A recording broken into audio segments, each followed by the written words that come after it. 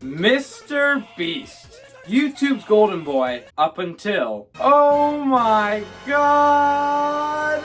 Okay, so unless you've been living under like a rock, then you've heard about the Mr. Beast drama. Whether it's the Chris stuff or the many dog pack allegations, there's just been a lot to take in, so I'm here to try and explain all of it all in one video. But first, I have to say I'm not going to take sides on any of this stuff. Because except for the Chris stuff, all of these are just allegations. Very serious allegations, but none of them have been proven in a court of law, which is probably where this is going. Anyway, let's begin. So a little over a month ago, we got our very first piece of drama with the Ava Tyson stuff. But before we get into the recent drama, let me catch you up on the Chris Tyson lore, because there's a lot. So Chris was an OG member of the MrBeast crew. He has been in videos since the very beginning, and besides Jimmy, is one of the, if not the most recognizable members of the MrBeast crew. But then people started to notice a bit of a change. He took on more feminine qualities, he wasn't wearing his wedding ring, and then the next thing you know, he was a she. And of course this led to some controversy in itself, but MrBeast stood by Chris, and this all basically just kind of blew over. And yeah, occasionally you'd see a TikTok or something about how someone missed the old Chris, but for the most part, this controversy had died down. Until...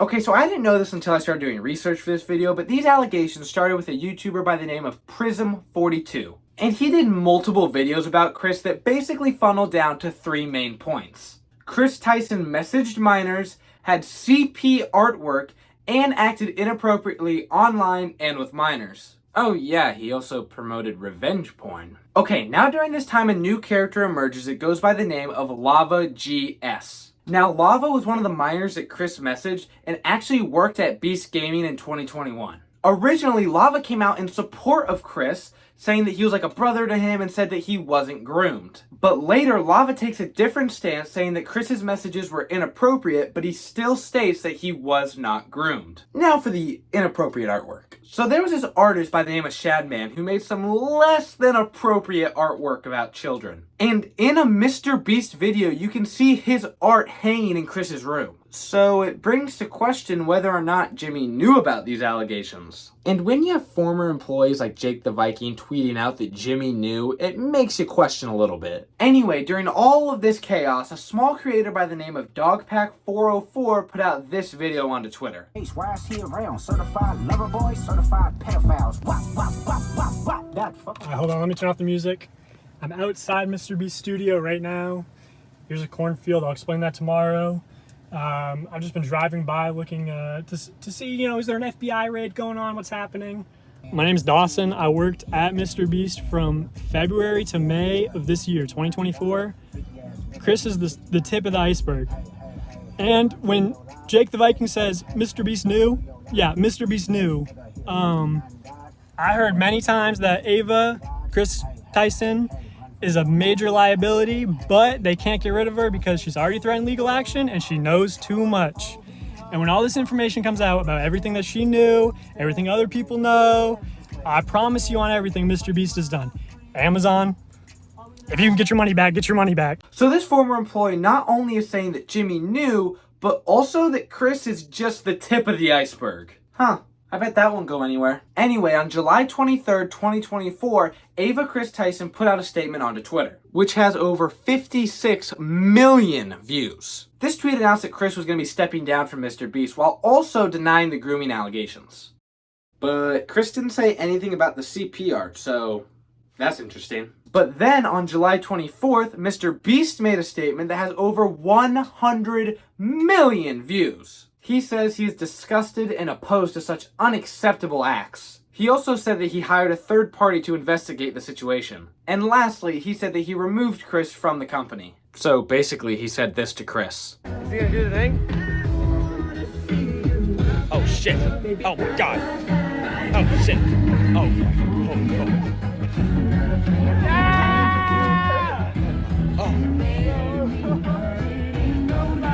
Bye bye bye.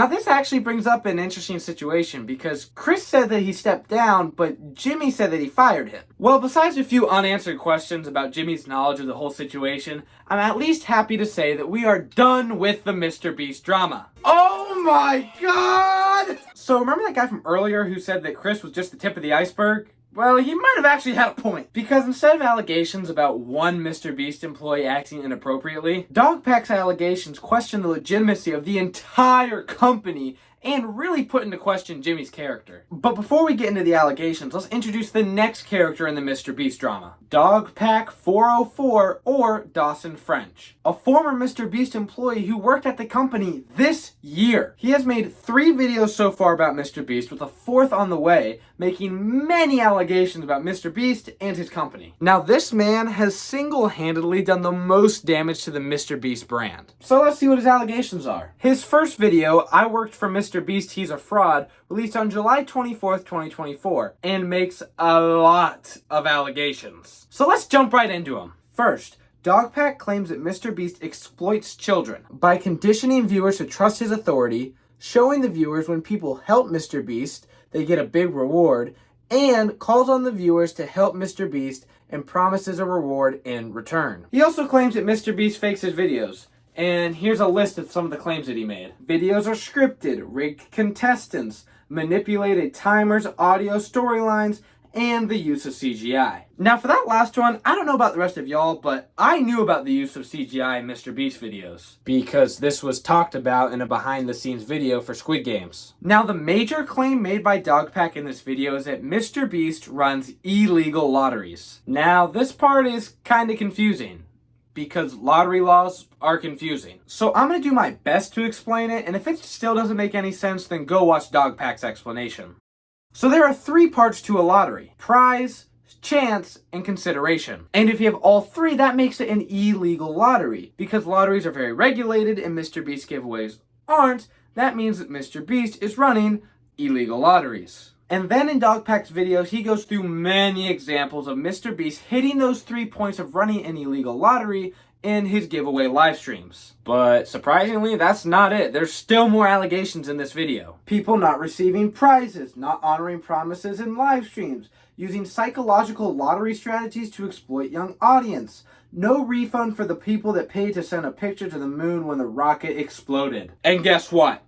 There is still more. Now this final accusation is about Feastables and how Feastables connects to MrBeast running illegal lotteries. Now if you remember the original marketing plan for Feastables, it was marketed as a better for you chocolate brand. But then they changed the formula and it's not really anymore. If anything, it's worse. But I do have to say that Feastable bars are actually really good. But the issue is the original video advertising Feastables, the world's most dangerous escape room, still gets millions of views per month. And in this video, he says this: Go to Feastables.com or click the link in the description and buy yourself some chocolate bars. They're better for you.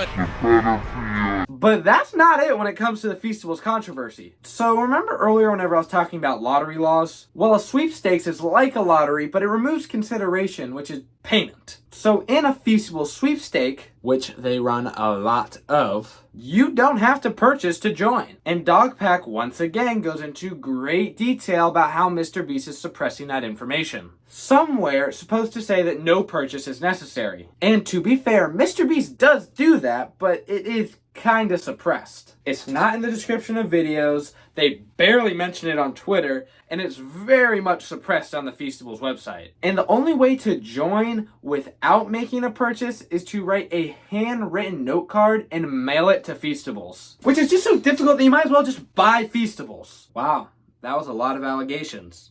And that was just the first video! I worked for MrBeast, he's a sociopath, released on August 7th, 2024. This was Dogpack's second MrBeast video, and most notably features an interview with former MrBeast employee, Jake Weddle. Jake was on camera and behind the scenes in the writer's room while at MrBeast. Now this video is mostly just a personal account of Jake Weddle's time at MrBeast. One of the first things that Jake Weddle says while in this interview was that during his time there, he saw the company lose its authenticity. And his example for the fakest video he worked on was destroying my friend's car and surprising him with a new one. Weddle also describes that there are 2 types of employees at MrBeast. The ones on Jimmy's good side, or otherwise, the yes men, or the ones on his bad side, like Jake Weddle. Eventually, though, Weddle and another writer both got fired from MrBeast for requesting for more pay. But Weddle stayed on their good side publicly, so they ended up bringing him back for another video. The infamous prison video. Now, this video was such a disaster that it never got released by MrBeast. But they did end up doing the same challenge just with someone else. But this whole disaster of a challenge is the base of the allegations made in this video. So as you can see, I have them all written down here, and I'm just going to go down the list. Jake was promised $300,000, only got $100,000. There was paint fumes in the room, hot tub and ice cream machine stunk. They wouldn't turn off the lights for him to sleep. He had no access to the sun. He got insomnia as a result of the challenge. He was forced to lie about student loans in the video. They wouldn't let him plug his YouTube channel. Jake was forced to run a marathon that didn't stop until 3 a.m. and resulted in him getting blisters on his feet. And Jake says that he was put into therapy because of the video. Jake also had claimed that Jimmy didn't really care what happened to him as a result of the video. Jake also says that Jimmy said don't stopping right before he could say sue, and that's still not it with the allegations made in this video. But they don't have anything to do with the prison video fiasco. One of the allegations that Jake made was that Jimmy surrounds himself with bad people. And then he goes into great detail about an employee who worked at MrBeast who went by the nickname of Delaware. Now, Delaware is a registered sex offender who sexually assaulted a minor.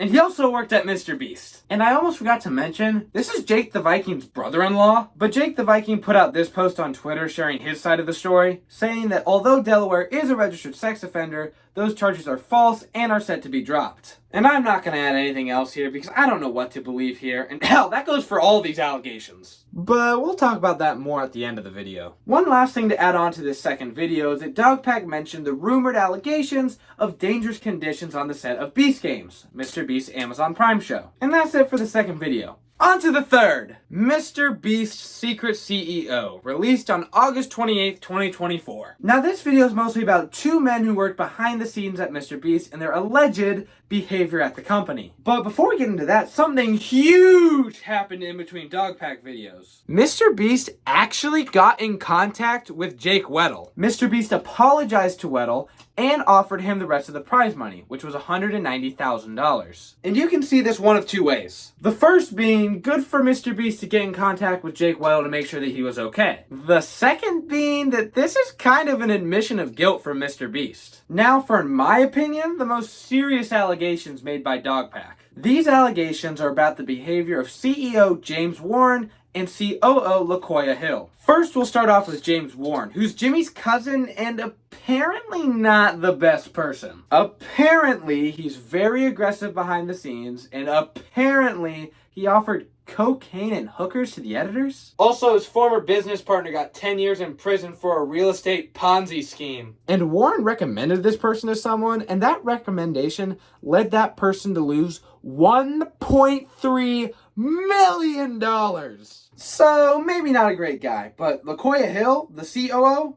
Wow! So this LaKoya guy ran an adult entertainment company before he joined MrBeast as a producer. But he was actually fired from MrBeast for sexually assaulting his assistant. But in reality, he wasn't fired from MrBeast. He was just moved over to MrBeast's dubbing company. But still, LaKoya ended up being brought back to MrBeast in 2023 as the COO. And there's also a leaked phone call of James Warren trying to get LaKoya Hill a $28,000 bonus. So maybe not two of the best people working behind the scenes at MrBeast. Well, it turns out in a recently leaked email, LaKoya Hill is no longer the COO at MrBeast. Jimmy has now got a new COO who will also be the president. The new president, Jeffrey Hausenbold, also isn't too great. Apparently, he helped shape the macho culture at SoftBank Vision Fund. Apparently, he also talked about jerking it to a Peloton video.